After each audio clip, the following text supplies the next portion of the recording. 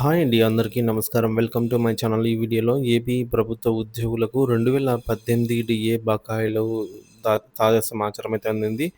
మరి దీనికి సంబంధించిన పూర్తి వివరాలు వీడియోలో తెలుసుకుందాము. వీడియోనైతే ఎక్కడ గాని స్కిప్ చేయకుండా ఎండ్ వరకు చూసేయండి. అప్పుడే ఇన్ఫర్మేషన్ పూర్తిగా అర్థమవుతుంది. అలాగే వీడియో చూస్తున్న ప్రతి ఒక్కరు వీడియోకైతే లైక్ చేయండి ఫ్రెండ్స్. ఈ వీడియోని తోటి ఉద్యోగ పెన్షన్ మిత్రులతో అయితే షేర్ చేయండి. కొత్తగా మన ఛానల్‌ని చూస్తున్నవారు ఇంకా ఎవరైనా సబ్స్క్రైబ్ చేసుకోకుంటే వెంటనే మన ఛానల్‌ని సబ్స్క్రైబ్ చేసుకోండి. దీని ద్వారా నేను చేసే లేటెస్ట్ వీడియోస్ అన్నీ మీ వరకు రీచ్ అవుతాయి. ఇక ఆలస్యం చేయకుండా వివరాల్లోకైతే వెళ్ళిపోదాము.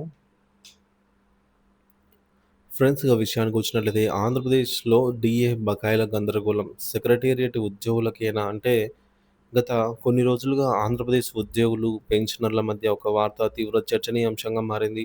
2018 నాటి డీఏ బకాయిలు దాదాపుగా 7 ఏళ్ల పెండింగ్‌లో ఉన్నవన్నీ విడుదలయ్యాయని అనేక ఛానళ్లలో, ప్రముఖ పత్రికల్లో వచ్చిన వార్తలు వాస్తవానికి గందరగోళానికి దారితీశాయి.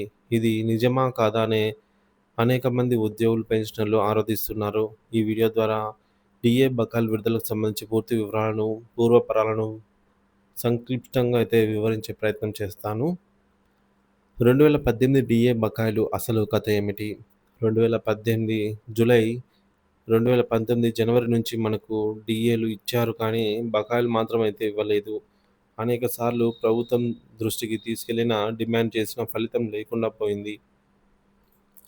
అయితే 2024లోనే హైకోర్టు మరియు అసెంబ్లీ ఉద్యోగులకు 2018 డీఏ బకాయిలు చెల్లించినట్టుగా సమాచారము. హైకోర్టు జోక్యం. సిపిఎస్ సెక్రటేరియట్ ఉద్యోగులకు అనుకూలంగా తీర్పు. కొంతమంది సెక్రటేరియట్‌లో పనిచేస్తున్న సిపిఎస్ ఉద్యోగుల సంఘం నాయకులు 2018 డీఏ బకాయిలు ఇన్కమ్ టాక్స్ కట్టిన తర్వాత కూడా తమకు చెల్లించలేదని 2024లో హైకోర్టులో పిటిషన్ దాఖలు చేశారు. విచారణ అనంతరం హైకోర్టు సిపిఎస్ ఉద్యోగులకు అనుకూలంగా తీర్పు ఇచ్చింది. బిల్ చేయబడిన బకాయిలను 4 వారాల్లో, మిగిలిన బకాయిలను 8 వారాల్లోనూ చెల్లించాలని 2024 జూలైలో ఆదేశించింది. అయితే దాదాపు ఒక సంవత్సరం గడిచినా ప్రభుత్వం ఈ విషయంలో ఎలాంటి నిర్ణయం తీసుకోలేకపోయింది. దీంతో 2025 మేలో మళ్ళీ హైకోర్టులో contempt of court contempt of court petition దాఖలు చేశారు. ఇచ్చిన గడువు తీరిపోయిన సంవత్సరం కాలం గడిచినా తమకు బకాయిలు చెల్లించలేదని పిటిషనర్లు హైకోర్టు దృష్టికి తీసుకెళ్లారు.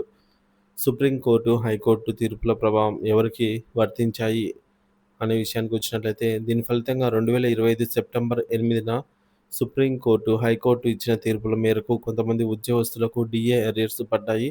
అయితే ఈ బకాయిలు కేవలం ఆంధ్రప్రదేశ్ సెక్రటేరియట్‌లో పనిచేస్తున్న ఉద్యోగులకు మరియు అక్కడ రిటైర్ అయిన పెన్షనర్లకు మాత్రమే వర్తిస్తాయి.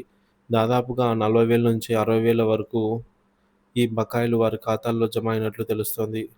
రాష్ట్రంలోని HOD, head of the department ఉద్యోగులకు కానీ, జిల్లాలో జిల్లాల్లో పనిచేసిన ఉద్యోగులకు కానీ ప్రస్తుతం ఎటువంటి బకాయిలు పడలేదు. ఈ 2 ప్రధాన ప్రశ్నలు. ఈ పరిణామం ఉద్యోగ పెన్షనర్ల మధ్య 2 ప్రధాన ప్రశ్నలను లేవనెత్తుతోంది. ఒకటోది వారికి వచ్చినప్పుడు మాకు వస్తాయా? సెక్రటేరియట్ ఉద్యోగుల బకాయిలు వచ్చినందున రాష్ట్రంలోని మిగిలిన ఉద్యోగులకు కూడా భవిష్యత్తులో ఈ బకాయిలు వస్తాయా అనే ఆశ రేకెత్తిస్తోంది. రెండవది కోర్టుకు వెళ్ళిన వారికేనా? కోర్టు వెళ్ళిన వారికి మాత్రమే బకాయిలు ఇస్తారా?